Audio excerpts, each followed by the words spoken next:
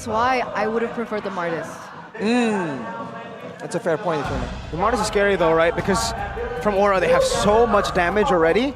If RRQ pick the Martis, it's giving away Decimate to Valentina, who can just execute everyone. We did see that as well from K's. That's how they were able to beat Gugun's Martis. It's tough. It truly is. So here it is, ladies and gentlemen, the deciding match. Will RRQ come back and move this to a best-of-3 series? Or will Aura Fire be able to take this 2-0? Welcome to the Land of Dawn for game number 2 between the Red Dragons and the Soldiers of the Kingdom. The last time Aura were able to beat RRQ was in Season 10, ladies and gentlemen. This will be only their second time since Season 4. A long record for it to be shattered, but Irad and Fredrin clearing fast, we'll have to see. It's going for the concussive blast, which is a trend these days for the faster clear. Clearing just becomes that much more important these days. But Skylar, going with the Brave Smite, probably going for a tanky build instead. In the mid lane though, this trio is gonna be decisive in this, deciding who's gonna arrive on the fights faster. Oh, the damage coming in from Octa though, like despite the maneuverability coming in from the Matilda, from Yawi, and the fact that they can clear a lot quicker, Octa's damage is still there. It can't be denied in the mid lane. Well, in this game though, RRQ has a lot more tools to try and make plays happen in the early game. We already mentioned the combo between the Fredrin and the Valentina. It is absolutely lethal, and this means that Irad can be a lot more active here in the earlier levels instead of just power farming until the turtle spawns. Already going for an invade, but is he gonna get punished for it? Not yet. Oh, he just leaves it. Okay, he backs away knowing, spotting due to the information of his teammates, but now they're prepping for a trap here. But I believe they do get spotted. Yeah, bit of poke over towards Gogun, but the Guiding Wind just gets him to safety very easily. 3 QCs, by the way, for Aura. So, already on top of the Guiding Wind mobility, they're so mobile. And even for RRQ, by the way, again with the bold decisions here, no purifiers whatsoever. They feel like it won't be necessary. They're gonna just meet Aura with brute force, and now with the turtle already here, Aura once again are the ones proactively just looking for info, controlling. Black Dragon form, Yawi already spotting everybody as well. Dawn trying to look for an angle to initiate Minion's Fury. That was stolen away, and now it's going to be Gugun who secures it. A Furious Dive and a Petrify, and now into the Detonus Welcome. A beautiful combination of skills to lock Irad down. And that's exactly what they did. 1,000 gold lead already built up for Aura. 3 minutes in. Just 3 minutes. And Irad gets taken out in the first. That was really good execution coming in from Aura Fire. Interesting. That's painful because, you know, RRQ, they're intending on snowballing. They have 2 Bargain Hunters on their emblems right here, Brusco and Octa. They're trying to scale up and make the plays happen earlier on before it becomes a team thing, a 5v5 roaming squad kind of deal, because that's where it gets a bit more difficult for RRQ. For now, they can still try and play with the skirmishes, but look at Yawi on the Matilda, man. The fact that he can be so mobile, yet so safe, especially with the Wilderness Blessing and the agility, he's just zooming around, getting info, getting shielding, getting damage. That's why this hero is just so annoying to deal with. That's why when you mentioned like the early game of RRQ, sure, I get it because of the damage, but in terms of mobility, setup, and rotations, because of the Matilda, Aura Fire, I do believe, has a little bit of an edge in this early game, and we see it actually come through. They're able to set up a lot quicker, they're able to make a lot more ganks happen, but here it is. We're gonna go all onto Gogun, even a Minion's Fury. Good Detonus Welcome to get him out. Circling Eagle by Yawi onto Brusco, forcing him to flicker out, and Aura gets out safely. By the way, do want to mention, wait, Yehezkiel? In that bush, Irad wants to dash for sure, but Yehezkiel has more dashes. Back to the emblems. Actually notice that for Gogun, he always takes a particular set of emblems here. Thrill. So on the Akai and on the Barats, we did see in game 1, Irad didn't go for the Thrill. So it's something that's like peculiar about Gogun. And so far, both games, he did secure first turtle with that Thrill. So that base damage doing him a lot. Especially on a hero like the Barats with a lot of built-in extra stats with the stacks, with the passive.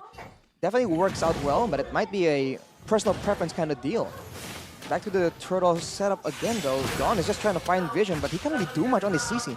No, not much. Zoned away instantly by the Black Dragon form in Arad as well. Not even going to contest this time. RRQ are playing the passive game now. Oh, even in the gold lane, Kabuki winning out against Skylar. Very aggressive though. Brusco comes in.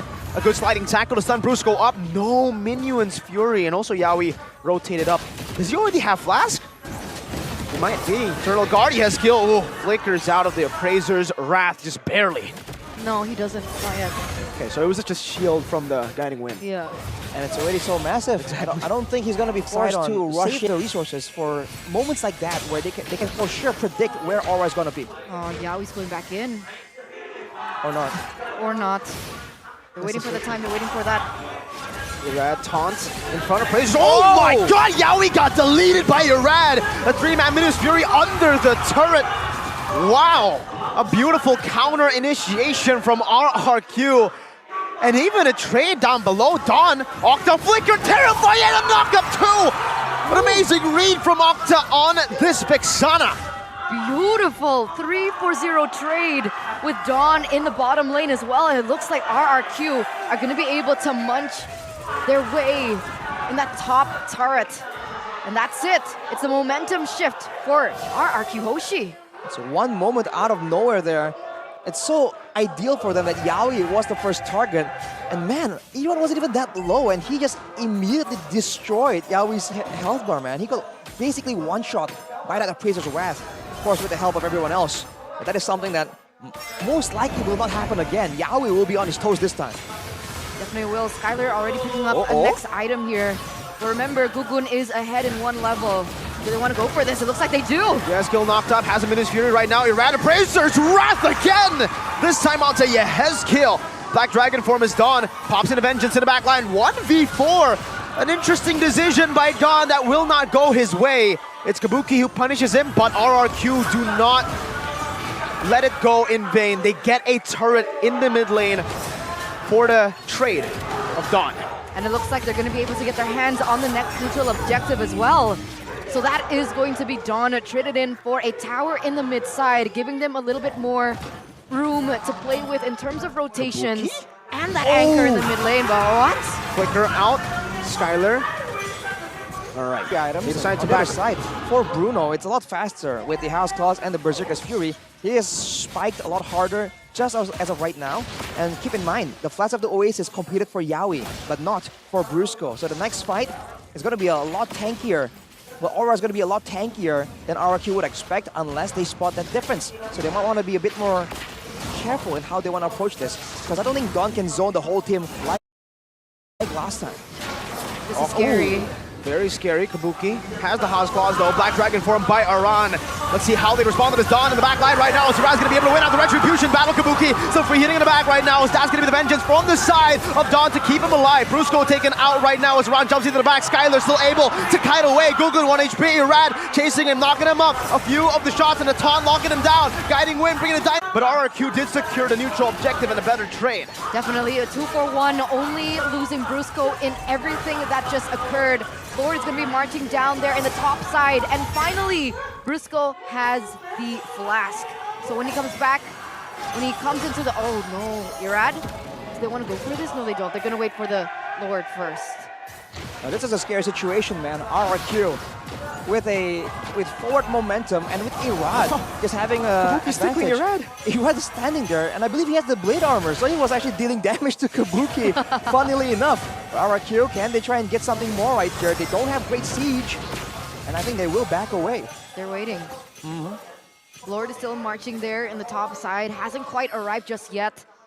RRQ going to be able to get that buff away from Aura first. Buy them a little bit more time. But here it is, Octa looking for an angle. Will Yaoi be able to make a play? We'll see, not the big playmaker that we expect usually. That's a two-man Kabuki knocked up, still able to survive. Go good. Detonus welcome onto Irad, locking him down. Minus Fury from the side of Brusco, diving into the base turret right now as Irad's going to be able to taunt Yaoi. Appraiser's Wrath dodged away from Gugun. Good movements back to the Oasis, giving around enough HP to Guiding Wind with the Furious dive defensively, and they have defended, only losing one base turret. And for now, I think RRQ is trying to bait for a fight, man. I don't think they're actually trying to go for a 50-50 here. They have the level advantage, the gold advantage, and this is what they want. Something to entice Aura to overextend and commit to a fight. They're doing the exact same thing that Aura did to them in game number 1. Exactly the same. Look at the way that they're playing. No ult on Dawn. Yehezkiel has him in his Fury. Gogun walking forward, circling Eagle on the Skyline with the Black Dragon form, following it up. Yehezkiel, Minus Fury, Appraiser's Smash not connecting around in the back line and in a 2v1, but it's going to be Dawn doing the same thing, but winning this time around. Aran still with the help of the guiding wind. Yaoi very low, still running away. The last hit not able to connect, as that's also Kabuki and Yehezkiel versus Irad. A flicker backwards, but Dawn finds the winning play with Octa. Now it's only one. The Black Dragon, Aran, in the base against 4 members, and RRQ are deciding. 2 members in the mid, the other 2 trying to end. Aran clearing the wave. Dawn still in the front, giving Skylar enough room to go for the stack. 6 seconds for Gogun. They're still trying to clear the wave in the mid lane now. RRQ looking for a possible end angle. Gogun's back up. Minion wave up top. They should be able to get a base turret, but I'm not too sure if they made the right call. The Lord was up for grabs for free. But they didn't go for it. Now they have Prio in the lanes. Now they can try and force Aura to an even worse fight. And it can be just the exact same story. Irad and Dawn just zoning the whole backline and making sure that Skylar and Brusco just do their thing and survive in the back. We'll have to see, man. Aura, can Gugun do it for his team? The Lord is already a quarter of HP. Dawn is trying to go in that mid lane. Yaoi, Flask with the Oasis with the guiding wind. He's not 15 yet. Them back up. Not 15, you're right. Irad has a level advantage.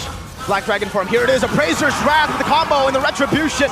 Around in the back. Gugun trying to save the back line. Meanwhile, they're all trying to dive Kabuki. Irad in the front also with the Minus Fury used up by Yehezkiel. Kabuki is still there, kiting away now with the Flask of the Oasis, but Yaoi sacrifices his life. Skylar finds a double. It's only Aran, and Skylar's hungry for some dragons.